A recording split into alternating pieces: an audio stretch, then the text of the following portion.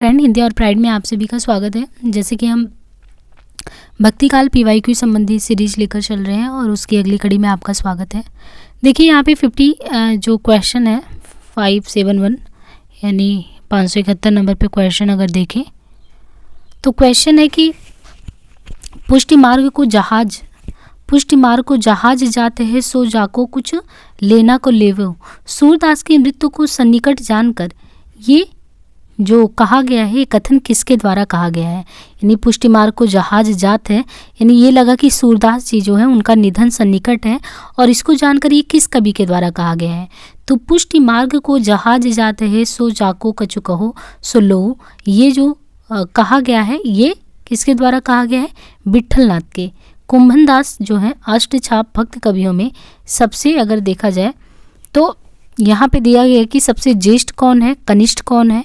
तो इनमें देखिए कि नंददास अष्टछाप कवियों में सबसे कनिष्ठ थे, नंददास सबसे कनिष्ठ हैं और ज्येष्ठ कुंभनदास। तो यहाँ पे दिया है कि विट्ठलनाथ पुष्टिमार्ग के संस्थापक श्री वल्लभाचार्य के पुत्र थे। इन कुंभनदास, सूरदास, परमानंददास, कृष्णदास चारों जो कि वल्लभाचार्य के शिष्य थे और वल्लभाचार्य के अलावा अगर देखें तो गोविंद स्वामी, चित स्वामी, चतुर्भुजदास, नंददास ये विट्ठलनाथ के शिष्य थे। तो यहाँ पे एक तो वल्लभाचार्य के 4 शिष्य हैं, एक विट्ठलनाथ के हैं। यहाँ पे किनके बारे में कहा गया है कि सूरदास किसके हैं? कुंभनदास, परमानंददास, कृष्णदास, यानी जिसके पीछे भी दास सभी लगा हुआ है वो वल्लभाचार्य के हैं। और गोविंद स्वामी, चित स्वामी, चतुर्भुजदास, नंददास ये विट्ठलनाथ के हैं।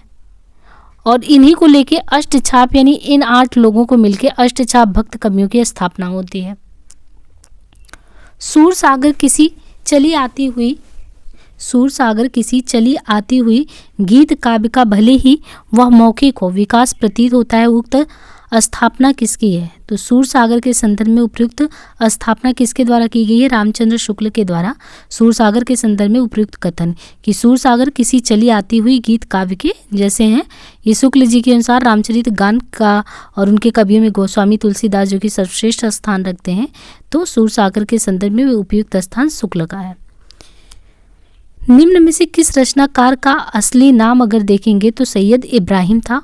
किसका नाम अगर देखें तो सैयद इब्राहिम था। रसखान जो है, रसखान का नाम वास्तविक रूप में देखें तो सैयद इब्राहिम था। इनकी रचना रसखान की कौन सी रचना है? प्रेम वाटिका। प्रेम वाटिका में इनका दिल्ली छोड़कर जो गमन होता है वो दृश्य मिलता है, कैसे वो दिल्ली छोड़कर जाते हैं। रसखान विट्ठलनाथ की कृपा पात्र थे। अभी हमने वल्लभाचार्य और विट्ठलनाथ के शिष्यों के बारे में पढ़ा, तो जो रसखान है वो विट्ठलनाथ की कृपा पात्र हैं।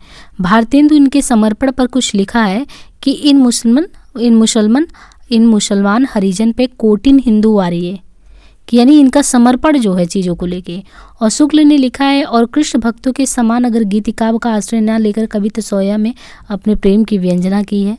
रचनाएं हैं यानी रसखान के बारे में, दान लीला, रसखान शतक, सुजान रसखान, अष्टवक, प्रेम वाटिका। मलुकदास की कुछ रचनाएं यहाँ पे दी गई हैं जो प्रमुख हैं। मलुकदास की ये रचना बहुत इंपॉर्टेंट है, ज्ञानबोध, रामावतार लीला, ध्रुवचरित। रहीम की प्रमुख रचनाओं में बरवे नायिका भेद, रास पंचाध्यायी, खेट कौतकुम, मदनाष्टक। सूरदास की प्रमुख रचनाओं में सुरसरावली, साहित्य लहरी, सूरसागर। भक्तकालीन रस सिद्धांत विषयक ग्रंथ है, तो यहाँ पे देखना है भक्तकालीन जो रस सिद्धांत विषयक ग्रंथ है। दी गई रचनाओं में कोई भी ग्रंथ मुख्यतः रस विषयक नहीं है। रस मंजरी नायिका भेद से संबंधित ग्रंथ है, इनके लेखक नंददास हैं। रस प्रबोध जो है ये रस प्रबोध 1747 रसलीन की रचना है। रस प्रबोध रसलीन की रचना है। रस रहस्य कुलपति मिश्र की रचना है। तो यहाँ समझने वाली बात है, जो रस रहस्य है ये कुलपति मिश्र की रचना है। रस प्रबोध 1747 में ये रसलीन की रचना है। रस रंग ग्वाल की रचना है जो रीतिकालीन कवि हैं। नंददास की प्रमुख रचनाओं में अगर बात करें तो नंददास की प्रमुख रचनाओं में है रस मंजरी, अनेकार्थ मंजरी, भागवत दशम स्कंद, श्याम सगाई, गोवर्धन लीला, सुदामा चरित, विरह मंजरी, रूप मंजरी, रास पंचाध्यायी, भंवर गीत, सिद्धांत पंचाध्यायी। नंददास जी के बारे में एक कथन और भी प्रचलित है, और कभी गढ़िया नंददास जड़िया, तो ये भी समझने वाली बात है। अब यहाँ पे देखिए कि भक्ति काल के किस कवि ने बरवे नायिका भेद लिखा है। तो बरवे नायिका भेद किसने लिखा है? बरवे नायिका भेद रहीम दास की रचना है। रहीम दास का बरवे नायिका भेद अवधी भाषा में रचित पहला रीति निरूपक ग्रंथ है। यह नायिका भेद का सर्वोत्तम ग्रंथ है। रहीम के बारे में तुलसीदास ने कहा है सुरतीय नारतीय। देखिए रहीम के बारे में तुलसीदास जी ने क्या कहा है कि सुरती नृत्य नागती सब चाहत अस होए। इसके उत्तर में रहीम दास क्या कहते हैं कि गोद लिए उलसी फिरे तुलसी सो सुत होए। तो यहाँ पे दो चीज़ें हैं कि बरवे नायिका भेद रहीम दास की रचना है। रहीम दास का जो बरवे नायिका भेद है वो किस भाषा में, तो अवधी भाषा में रीति निरूपक ग्रंथ है। नायिका भेद का सर्वोत्तम ग्रंथ है ये। रहीम के बारे में तुलसी ने क्या कहा है, तो सुरतीय नृत्य नागती सब चाहत अस होए। इसके उत्तर में रहीम कहते हैं गोद लिए हुलसी फिरे तुलसी सो सुध होए। रसखान की दो प्रसिद्ध रचनाएं हैं प्रेम वाटिका, सुजान रसखान। नंददास की प्रमुख रचनाएं कौन सी हैं, तो रास पंचाध्यायी, रस मंजरी, अनेकार्थ मंजरी, श्याम सगाई। नंददास अष्टछाप के कवियों में से एक तथा विट्ठलनाथ के शिष्य थे। कृष्णदास की रचनाएं हैं राग रत्नाकर, जुगलमान चरित और राग कल्पद्रुम। मीराबाई की उपासना है, तो देखिए मीराबाई की जो उपासना है वो किस प्रकार की उपासना है, तो मीराबाई की उपासना माधुर्य भाव की है। कृष्ण के प्रति अनन्य प्रेम के कारण ही मीरा की भक्ति माधुर्य भाव उपासना कहलाती है। तुलसीदास की भक्ति दास्य भाव की भक्ति थी। सख्य तथा वात्सल भाव की उपासना सूरदास जी ने की थी। नरसिंह जी का मायरा किसकी रचना है, तो नरसिंह जी का मायरा मीराबाई की प्रसिद्ध रचना है। तो नरसिंह जी का मायरा मीराबाई की प्रसिद्ध रचना है। मीराबाई भक्ति काल की प्रसिद्ध कवित्री जिनका जन्म 1516 ईस्वी 16वीं सदी में है। ये कृष्ण भक्त कवित्री हैं, इनकी प्रसिद्ध रचनाएं हैं। अब देखिए इनकी प्रसिद्ध रचनाएं नरसिंह जी का मायरा, गीत गोविंद का टीका, राग सोरठा। तो नरसिंह जी का मायरा जो है ये मीराबाई की प्रसिद्ध रचना है और मीराबाई भक्ति काल की प्रसिद्ध कवित्री हैं जिनका जन्म 1516 से 16वीं सदी में हुए। कृष्ण भक्त कवित्री हैं, इनकी प्रसिद्ध रचनाएं हैं नरसिंह जी का मायरा, गीत गोविंद, राग सोरठा। रहीम जो है शुक्ल ने इन्हें भक्ति काल के राम काव्य धारा के फुटकल कवियों में रखा है। रहीम को इनकी प्रमुख रचना रहीम सतसई, श्रृंगार सोरठा, रास पंचाध्यायी, बरवे नायिका भेद है। रसखान कृष्ण काव्य धारा के कवि हैं, ये सवैया के लिए प्रसिद्ध है। इनकी प्रमुख रचनाएं प्रेम वाटिका, दान लीला, अष्टयाम, सुजान रसखान है। मदनाष्टक इनमें से किसकी रचना है, तो यहाँ पे समझने वाली बात है मदनाष्टक जो है वो किसकी रचना है, मदनाष्टक जो है वो रहीम दास की रचना है। मदनाष्टक संस्कृत और हिंदी खड़ी बोली की मिश्रित शैली में रचित कृति है। संस्कृत प्लस हिंदी दोनों को मिला के इसका वर्ण विषय भगवान श्री कृष्ण की रासलीला है। इस कृति में मालिनी छंद का, तो कौन से छंद का प्रयोग हुआ है इस कृति में, मालिनी छंद का। कवि गंग का वास्तविक नाम गंगा प्रसाद था। ये अकबर के दरबारी कवि थे। गंग पच्चीसी, गंग वदावली, गंग रत्नावली इनकी प्रमुख रचनाएं हैं। रहीम दास की अन्य रचनाओं में दोहावली, अससई, बरवे नायिका भेद, नगर शोभा, मन्नाष्टक, खेट कौतकुम, श्रृंगार सोरठा, रास पंचाध्यायी है। नंददास की रचनाओं में अनेकार्थ मंजरी, मान मंजरी, सुदामा चरित, रस मंजरी, रूप मंजरी, विरह मंजरी, प्रेम बारह कड़ी, श्याम सगाई, रुक्मणी मंगल, भंवर गीत, रास पंचाध्यायी, सिद्धांत पंचाध्यायी, दशम स्कंद। और ध्रुवदास की रचनाओं में जीव दशा लीला, मन श्रृंगार लीला, रस विहार लीला। ब्रह्म संप्रदाय के संस्थापक, तो ब्रह्म संप्रदाय के संस्थापक श्री माधवाचार्य हैं। श्री माधवाचार्य जी महाराज 12वीं सदी के महान संत हैं। इनका जन्म दक्षिण भारत में तुलुप देश के वेली ग्राम में हुआ था। इनके पिता का नाम श्री नारायण जी भट्ट था तथा माता का नाम वेदवती था। इन्होंने अपने सिद्धांत को द्वैतवाद नाम से प्रख्यापित किया। गोस्वामी विट्ठलनाथ द्वारा अष्टछाप की स्थापना का वर्ष क्या है, तो यहाँ पे देखिए गोस्वामी विट्ठलनाथ द्वारा अष्टछाप की स्थापना का वर्ष क्या है, 1565। अष्टछाप महाप्रभु श्री वल्लभाचार्य एवं उनके पुत्र श्री विट्ठलनाथ जी द्वारा संस्थापित भक्तिकालीन 8 कृष्ण भक्त कवियों का समूह था जिन्होंने अपने विभिन्न पद एवं कीर्तनों के द्वारा भगवान श्री कृष्ण की लीलाओं का गुणगान किया। अष्टछाप के प्रमुख कवि सूरदास, कुंभनदास, परमानंद, कृष्ण वल्लभाचार्य के शिष्य शेष चित्त स्वामी और ये जितने भी थे ये विट्ठलनाथ के थे। सूरदास का प्रेम पक्ष लोक से न्यारा है, यह कथन किस विद्वान का है। समझने वाली ये बात है कि सूरदास का जो प्रेम का पक्ष है वो लोक से न्यारा है। ये कथन किसने कहा था, तो ये सूरदास का प्रेम पक्ष जो है लोक से न्यारा, ये कथन शुक्ल जी ने भ्रमर, जो उनके द्वारा भ्रमर गीत सार है उसके संदर्भ में कहा गया है, उसकी भूमिका में लिखा गया है। यानी सूरदास का प्रेम पक्ष लोक से न्यारा है, ये कथन शुक्ल जी ने भ्रमर गीत सार की भूमिका में लिखा है। सूरदास ने प्रेम के लगभग सभी पक्ष, संयोग है, वियोग है, वात्सल्य को अपनी रचनाओं से सर्वोत्कृष्टता दी है। भ्रमर गीत श्रीमद् भागवत के 10वें स्कंद के 47वें अध्याय में वर्णित केवल 10 श्लोकों से लिया गया है। सूर सागर के कुल कितने 700 पदों में भ्रमर गीतों को प्रस्तुत किया गया है और भ्रमर गीत को प्रायः उपालंब काव्य के नाम से भी संबोधित करते हैं। शुक्ल ने ध्वनि काव्य कहा है। सूरदास के भ्रमर गीत की यह परंपरा आगे भी चलती रही। तो ये बहुत ही इम्पॉर्टेंट है पूरा कि प्रेम पक्ष के बारे में जो उनके बारे में शुक्ल जी ने वो भ्रमर गीत सार की भूमिका में लिखा है और इसमें आप देखिए संयोग वियोग वात्सल्य सर्वोत्कृष्टता देता है इस रचना को। और ये श्रीमद् के 10वें स्कंद के 47वें अध्याय में वर्णित केवल 10 श्लोकों में समेटा गया है। सूर सागर के कुल कितने तो 700 पद हैं जिनमें भ्रमर गीतों के लिए वो प्रस्तुत है और उसकी वो उपालंब भी कहते हैं और शुक्ल ने इसको ध्वनि काव्य भी कहा है। बाकी रचनाकार और भ्रमर गीत, देखिए भ्रमर गीत ऐसा नहीं है कि सिर्फ सूरदास ने लिखा है, लेकिन उनका जो लेखन है वो अद्वितीय है, आप कह सकते हैं अतुलनीय, वो तुलना नहीं किया जा सकता। परंतु भ्रमर गीत को ही देखिए, जैसे एक भंवर गीत लिखा गया, एक रचना है भंवर गीत, एक है भ्रमर दूत, एक है उद्धव शतक। तो ये पूछा जाता है किसके किसके द्वारा लिखा गया है, तो जैसे नंददास ने भंवर गीत लिखा है, तो जब आप सूरदास का भ्रमर गीत कहते हैं तो फिर नंददास का भंवर गीत भी याद रखिए, नंददास के द्वारा जो है भंवर गीत लिखा गया है। और सत्यनारायण कविरत्न के द्वारा भ्रमर दूत, तो देखिए वहाँ पे क्या है, हम लोग भ्रमर गीत तो पढ़ते ही हैं, यहाँ पे भ्रमर गीत नहीं है, दूत है, भ्रमर दूत। तो ये कविरत्न सत्यनारायण कविरत्न के द्वारा लिखा गया है और जगन्नाथ दास रत्नाकर के द्वारा उद्धव शतक लिखा गया है। अब यहाँ पे आगे की ये पंक्तियों को देखें तो ये पंक्तियाँ हैं कि पौन मया करी घूंघट टारे दया करी दामिन दीप दिखावे। काव्य पंक्ति किस कवि की है, तो पौन मया करी घूंघट टारे दया करी दामिनी दीप दिखावे। पौन मया करी, ये जो पंक्तियाँ हैं ये नेही नागरी दास की है, ये पंक्ति नेही नागरी दास की है। नेही नागरी दास हिंदी साहित्य के जाज्वल्यमान नक्षत्र हैं। नागरी दास जी का जन्म संवत 1590 के आसपास माना जाता है। इनकी गणना राधा बल्लभ संप्रदाय के प्रमुख भक्त कवियों में की जाती है। तो पवन मया कर घूंघट टारे दया करी दामिनी दीप दिखावे उपयुक्त पंक्तियाँ नेही नागरी दास की। और नेही नागरीदास हिंदी साहित्य के जाज्वल्यमान नक्षत्र हैं। नागरीदास जी का जन्म संवत 1590 के आसपास माना जाता है। इनकी गणना राधा बल्लभ संप्रदाय के प्रमुख भक्त कवियों में होता है।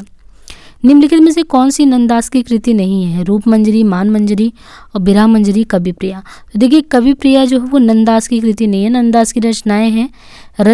जो नंददास है इनके द्वारा रूप मंजरी है, बिरहा मंजरी या मान मंजरी। तो रूप, बिरह, मान। और कवि प्रिया केशवदास की है। कवि प्रिया का अगर देखें टाइम भी 1601 ईस्वी। केशवदास की रसिक प्रिया है, रामचंद्र का विज्ञान गीता, ये सभी रचनाएं हैं। अब यहाँ पे देखिए कि अखिया हरि दर्शन की भूखी बारक वहाँ मुख फेरी दिखाओ दुहि पै पीवत। तो अखियाँ जो है हरि दर्शन की भूखी हैं। तो इसमें आप देखिए कि उक्त पद में पाथुकी का अर्थ क्या है। तो देखिए यूजीसी नेट में इतनी बारीकी में भी क्वेश्चन जाके पूछ लेते हैं कि अखिया हरि दर्शन को भूखी बारक वह मुख फेरी दिखाओ दुहि पै पीवत। तो उक्त पद में जो पथुकी शब्द आया है, उक्त पद में पथुकी का मतलब है पत्ते का दोना, जो सूरदास के पद से लिया गया है। सूरदास की रचनाएं सुरसरावली, साहित्य लहरी, सुर सरोवर, ये सभी हैं। तो पंक्तियों से क्वेश्चन आते हैं। श्लोक से म्यारी मारा री गिरधर गोपाल दूसरा र कोयो दद मद धृत काढ़ लयम डर डार दया जो छुयो। अब इसमें भी कि छुयो है ना, इससे ये पता चल रहा है कि प्रश्न का कलेवर क्या हो सकता है। यहाँ पे भी देखिए कि आप ना कभी भी ऐसे अर्थ उठा के पढ़ लेते हैं, लेकिन आप देखिए यूजीसी नेट ये 20 में है, यानी पैटर्न के बदलते ट्रेंड को देखते हुए ये समझिए कि इन पंक्तियों से आपको अर्थ नहीं पूछा है, इनमें भी एक पंक्ति का एक शब्द उठा दिया कि आपने छुयो, तो ये इसका अर्थ बताइए। तो उक्त पंक्ति में छुयो का मतलब है मट्ठा। अब देखिए छुआ, तो हम लोगों को लगता है छुअरा यानी किसी को टच करना, वो भी हो सकता है, लेकिन यहाँ छुआम का अर्थ है मट्ठा। अर्थात भक्ति काल के संप्रदाय निरपेक्ष की कवित्री मीराबाई की प्रमुख रचनाएं राग गोविंद है, यानी मीराबाई का राग गोविंद है, राग सोरठा, गीत गोविंद, नरसिका मायरा। और मीरा जी के द्वारा जो है पंक्तियाँ प्रसिद्ध, बसो मेरे नैनन में नंदलाल, हरि तुम हरो जन की पीर, हरि तुम हरो जन की पीर, घायल की गति घायल। तो ये अक्सर हम लोग बोलते सुन जाते हैं कि घायल की गति घायल जाने और न जाने कोई। तो बसो मेरे नैनन में नंदलाल, हरि तुम हरो जन की पीर, यानी लोगों की पीड़ा को रो, घायल की गति घायल जाने और न जाने कोई, और जाके सिर पर मुकुट मेरो पति सोए, है ना। तो ये पंक्तियाँ उनके द्वारा है, मीरा जी के द्वारा। निम्नलिखित में से चतुर्भुज दास के संबंध में सही क्या है? तो हमने अभी देखा कि जैसे विट्ठल नाथ के बारे में उनके शिष्यों को, तो यहाँ पे हमने देखा कि जो विट्ठल नाथ के शिष्यों में एक चतुर्भुज दास थे, नंददास। अब उसमें हम देखें तो जो कुंभन दास के, ये चतुर्भुज दास जो हैं उनके संबंध में कहा है कि ये कुंभन दास के पुत्र थे। इनकी भाषा तत्संप्रदान थी। इनके 2 ग्रंथ हैं, हितजू को मंगल इनकी काव्य कृति है। तो आपको इसका मतलब चतुर्भुज दास के बारे में अगर पूरी जानकारी होगी तभी ये क्वेश्चन लगा सकते हैं कि चतुर्भुज के संबंध में सही कथन क्या है। कुंभन दास के पुत्र थे, हितजू को मंगल इनकी काव्य कृति है, और चतुर्भुज दास का समय 30 से 85 है। इनके गुरु कौन थे? विट्ठल नाथ थे। इनका जन्म जमुनावती यूपी में हुआ था। अष्टछाप के कवि थे। अष्टछाप के कवियों में कुंभन दास सबसे बड़े हो गए, कुंभन दास, और नंददास सबसे छोटे हो गए। और चतुर्भुज दास कौन है? कुंभन दास के पुत्र थे। अब यहाँ पे देखिए, प्रकृति जाके जो अंग परी स्वान पूज कोटि के जो लागे, बहुविध चित्र बनाए के हरि रच्यो क्रीड़ा रास, जही न इच्छा झूले के ऐसे बुद्धि कई पास। अब ये पंक्तियाँ ही दी गई है, मिलाना है आपको, है ना। थारो रूप देख्याम अटकी, कुल कुटुंब सजड़ सकल बार बार हटकी, गुरु नित मोहि प्रबोध दुखित देख अचरन मम, मोहि उपजे यति क्रोध दम्बहि नित्य के भावई। इन पंक्तियों को आपको मिलाना है कि ये पंक्तियां जो है किनके द्वारा उद्धृत है। तो प्रकृति जाके जो ये अंग परी, ये सूरदास की है। स्वान पूछ कोटि के जो लागे, बहुविध चित्र यानी बहुत प्रकार के चित्र बनाने के बाद ये कबीरदास की। हरि रचियो क्रीड़ा रास, यानी बहुत प्रकार के चित्र बना के हरि ने क्या क्रीड़ा रास रचा, कबीरदास। थारो रूप देख्याम अटकी, कुल कुटुंब सजड़ सकल बार बार हटकी, तो मीरा के द्वारा कहा गया। गुरु नित मोहि प्रबोध दुखित देखी आचरण मम, मोहि उपजे यति क्रोध, तुलसीदास की पंक्तियां हैं। निम्न विकल्पों में से कौन सा विकल्प अष्टछाप के कवियों से संबंधित विकल्प है सही? तो यहाँ पे देखिए, अष्टछाप के सभी कवि कृष्ण भक्त थे। अष्टछाप की स्थापना कब हुई थी? तो 1565 में। बल्लभाचार्य के पुत्र गोस्वामी विट्ठल नाथ, तो बल्लभाचार्य के 4 शिष्य थे और उनके पुत्र बल्लभाचार्य के विट्ठल नाथ, इनके भी 4 थे। तो अपने 4 पुत्र वाले 4 मिला के टोटल 8 हो गए, जिसमें कुंभन दास प्रथम अष्टछापी कवि थे। और कुंभन दास जब पहले थे तो उन्होंने ही लिखा था, संतन को कहाँ सीकरी सो काम, आवत जात पनैया टूटी बिसरी गयो हरि नाम। तो संतन को कहाँ सीकरी सो काम। निम्न में से कौन सा कथन रहीम जी के बारे में असत्य है? वह योद्धा और राजनीतिज्ञ थे, वह अनपढ़ थे, वो कला मर्मज्ञ थे, वो विद्या व्यसनी थे। तो रहीम दास अनपढ़ थे, ये कथन गलत है। रहीम दास का मूल नाम अब्दुल रहीम खान खाना था। रहीम दास विद्वान व्यक्ति थे। रहीम दास बहुमुखी प्रतिभा के धनी व्यक्ति, इन्होंने अवधी और ब्रजभाषा दोनों में ही कविता की। इनके 12वें नायिका भेद अवधी भाषा में लिखा नायिका भेद का ग्रंथ है। दोहावली, नगर शोभा, श्रृंगार सोठा, मदनाष्टक इनके महत्वपूर्ण रचनाएं हैं। किस रस की अभिव्यक्ति में सूरदास संसार के सर्वश्रेष्ठ कवियों में गिने जाते हैं? तो स्वाभाविक सी बात है, उन्होंने जिस प्रकार श्री कृष्ण जी के सौंदर्य का वर्णन किया वात्सल्य रस के साथ, तो वो उनकी अभिव्यक्ति में सूरदास संसार के सर्वश्रेष्ठ कवियों में गिने जाते हैं वात्सल्य की वजह से। शुक्ल ने लिखा है, वात्सल्य और श्रृंगार के क्षेत्र का जितना अधिक उद्घाटन सूरदास ने बंद आँखों से किया है, उतना किसी और कवि ने नहीं। इन क्षेत्रों का कोना कोना वो झाँक आए हैं। सूरदास बल्लभाचार्य के शिष्य थे और अष्टछाप में शामिल कवि भी थे। भ्रमर गीत नाम से सूर के काव्य को किसने संपादित किया? तो देखिए, भ्रमर गीत नाम से सूर के काव्य को आचार्य रामचंद्र शुक्ल ने संपादित किया। शुक्ल जी की आलोचनात्मक कृतियाँ कौन कौन सी हैं? तो शुक्ल जी की आलोचनात्मक कृतियों के बारे में कहें तो गोस्वामी तुलसीदास 1923, जायसी ग्रंथावली 1924। तो भ्रमर गीत नाम से सूर के जो काव्य हैं शुक्ल ने संपादित किया है आलोचनात्मक कृतियों में। गोस्वामी तुलसीदास 1923 है, जायसी ग्रंथावली 24 है, भ्रमर गीत सार 25 है, रस मीमांसा 49 है। रस मीमांसा शुक्ल की सैद्धांतिक आलोचना ग्रंथ है। शुक्ल ने आलोचना के क्षेत्र में विरुद्धों का सामंजस्य सिद्धांत का प्रवर्तन किया है। प्रेम वाटिका के रचनाकार कौन है? प्रेम वाटिका के रचनाकार ये रसखान है, ये बल्लभ संप्रदाय में दीक्षित थे। रसखान कृष्ण भक्त कवि थे और उन्होंने कृष्ण के सगुर और निर्गुण दोनों ही रूप का मनोयोग से वर्णन किया है। गंगा अवतरण, हिंडोला जगन्नाथ दास रत्नाकर की रचनाएं हैं तथा कीर्तिलता कीर्तिपता का विद्यापति की अवहट्ट भाषा में लिखी रचनाएं हैं। मीराबाई को किसकी शिष्या कहा जाता था? मीराबाई को संत रैदास की शिष्या कहा जाता है। इनका समय 16वीं सदी है। मीराबाई का जन्म राजस्थान में हुआ था। ये बचपन से ही कृष्ण भक्त थी। इनकी भक्ति माधुर्य भाव की थी। इनकी महत्वपूर्ण रचनाएं हैं नरसिंह जी का मायरा, गीत गोविंद टीगा, राग गोविंद तथा राग सोरठा के पद। महावाड़ी किस संप्रदाय की रचना है? तो महावाड़ी जो है ये निम्बार्क संप्रदाय की रचना है। महावाड़ी निम्बार्क संप्रदाय की रचना है। महावाड़ी के रचनाकार हरिव्यास देव निम्बार्क संप्रदाय के प्रमुख कवि हैं। हरिव्यास देव के गुरु का नाम श्री भट्ट था। श्री भट्ट को निम्बार्क संप्रदाय में हितु सखी का अवतार माना जाता है। परशुराम देव के गुरु का नाम हरिव्यास देव था। तो यहाँ पे समझिए ये जो महावाड़ी निम्बार्क है, महावाड़ी निम्बार्क, तो ये महावाड़ी निम्बार्क संप्रदाय की रचना है। महावाड़ी के रचनाकार हरिव्यास देव हैं और निम्बार्क संप्रदाय की प्रमुख कवि है। हरिव्यास देव के गुरु का नाम क्या है? श्री भट्ट। श्री भट्ट को निम्बार्क संप्रदाय में हितु सखी का अवतार माना जाता है। परशुराम देव के गुरु का नाम हरिव्यास देव था। परशुराम देव ने निम्बार्क संप्रदाय की गद्दी को राजस्थान के सलेमाबाद में स्थापित किया। निम्बार्क संप्रदाय के संस्थापक निम्बार्काचार्य हैं। विष्णु के स्थान पर कृष्ण के सगुण रूप का सर्वप्रथम प्रतिपादन निम्बार्का ने किया।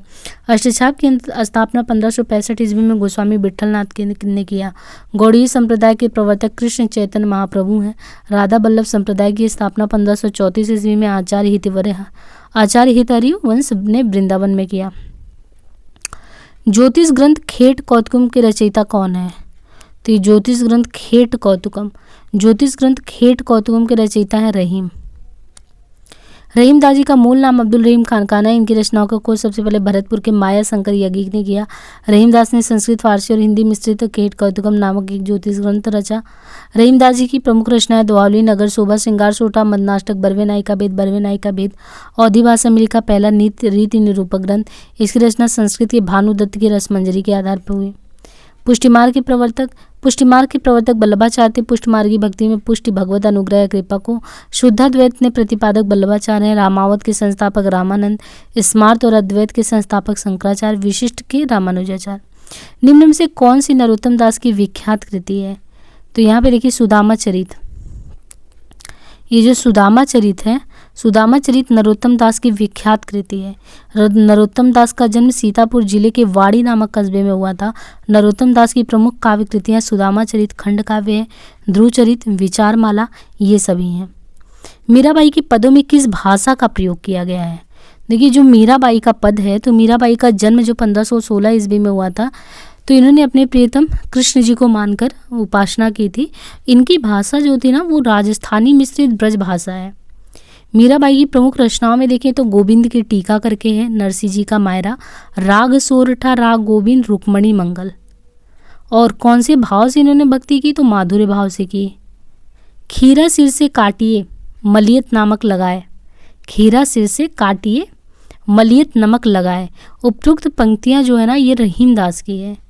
देखिए बहुत ही इंपॉर्टेंट पंक्ति है, खीरा सिर से काटिए मलियत नमक लगाए। उपयुक्त पंक्ति जो है उद्धृत जो की गई है, ये रहीम दास की है।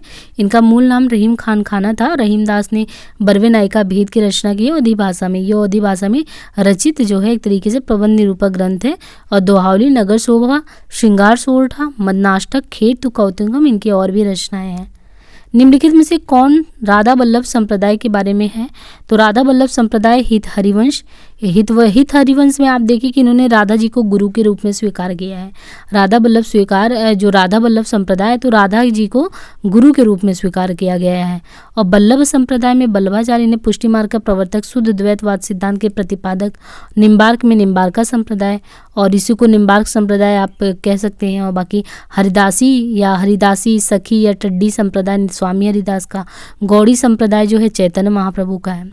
तो इस प्रकार यहाँ पे कुल हम मिला के 600 क्वेश्चन भक्ति काल से संबंधित कंप्लीट कर चुके हैं। बाकी ये वीडियो नेक्स्ट पार्ट में भी आएगा, तो इसी तरीके से आप कंटिन्यूअस देखते रहिए। और इसका PDF प्राप्त करने के लिए हिंदी और प्राइड अपना टेलीग्राम है, वहाँ से कनेक्ट होइए। और फ्रेंड्स एक रिक्वेस्ट और भी है कि साथ ही साथ हम जो है वस्तुनिष्ठ इतिहास की श्रृंखला लेकर चलने वाले हैं, जिनमें आपको क्या होगा कि जो सरस्वती पांडे, गोविंद पांडे की वस्तुनिष्ठ इतिहास की किताब है, उसको जल्द से जल्द ख़त्म करवाना है। तो क्रमशः आप उसको भी सुनते जाइएगा। इससे क्या होगा, आपका फटाफट चीज़ें याद करने वाला ना रिवीजन आराम से हो जाएगा। सो आज के लिए इतना ही। और लाइक, शेयर, सब्सक्राइब करना बिल्कुल ना भूलें। जितना आप प्रोत्साहन देंगे उतना ही हम भी जल्द से जल्द इसको की वीडियो आप लोगों के बीच में आए और आप और अच्छे से पढ़ाई करें। सो आज के लिए इतना ही। धन्यवाद।